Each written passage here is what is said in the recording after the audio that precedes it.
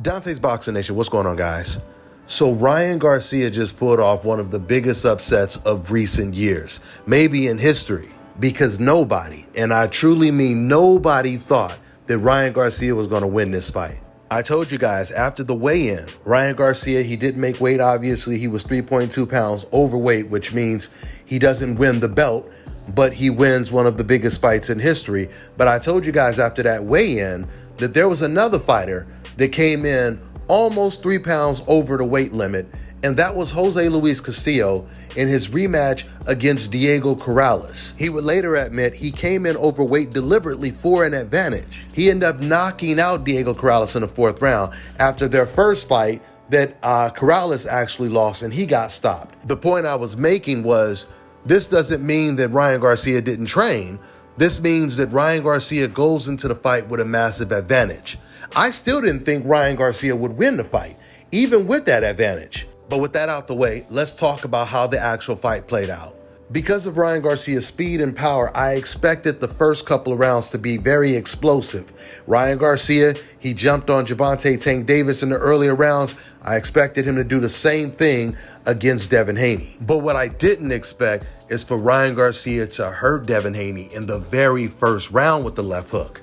But what was really strange in this fight is every single time Ryan Garcia would hurt Devin Haney, he would start moving around the ring. He would be the one backing up, and he would be the one holding Devin Haney. So after Ryan hurt Devin Haney in the first round, then Devin Haney, I think he won the next 2 or 3 rounds with, once again, Ryan Garcia moving back and not really doing too much. But when Ryan Garcia was moving away from Devin Haney, he was trying to set him up with the hook.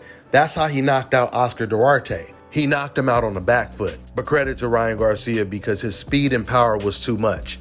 It's very difficult to go 12 rounds without getting caught with that left hook because he's very accurate with it, as he showed in this fight. Devin Haney had never been knocked down before, and I believe he gets knocked down in this fight 3 times. He was hurt several times in this fight.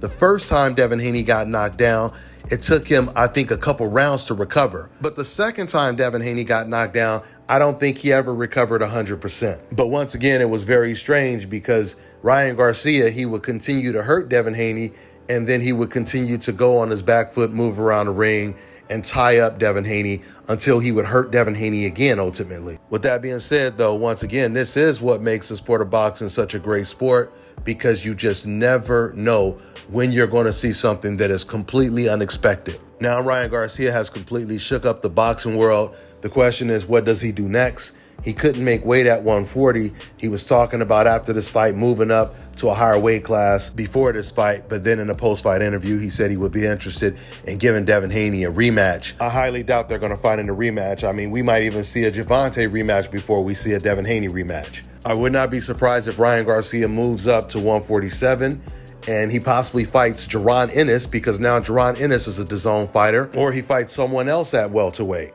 But regardless where he fights, there's no doubt about it, now Ryan Garcia has showed that he's one of the most dangerous fighters in whatever division that he fights in, because once again, he has that tremendous accuracy with his left hook.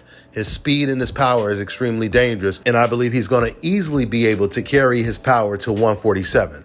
That's all I got for now, guys. I'm on to the next one. Let me tell you guys about Issa Israel Law Firm. It is a full-service legal practice based in Denver, Colorado, an emerging hub for combat sports and high-altitude training. If you're a fighter inside or outside of the ring and you need a law firm you can trust to fight for you, visit thefighterfirm.com or email help@iilawfirm.com. Legal representation is usually limited to plaintiffs or defendants in Colorado, but iFirm can help anyone in the world with trademarking their business name, logos, and U.S. immigration issues. This brother has been my attorney for a while and helped guide me through all kinds of business and civil issues, so make sure you guys go to thefighterfirm.com. All right, now check this out, guys. If you're looking to repair eczema scars, burns and bruises, dark spots and blemishes, fever blisters, diabetic ulcers, this right here is the perfect product for you guys. It's called LO Key Face and Body Oil. Athletes and top-ranking boxers, they're also using it after training to reduce swelling, inflammation, and to ease the pain. So get yours today. Go to LODkey.com, like them on Facebook, and follow them on Instagram.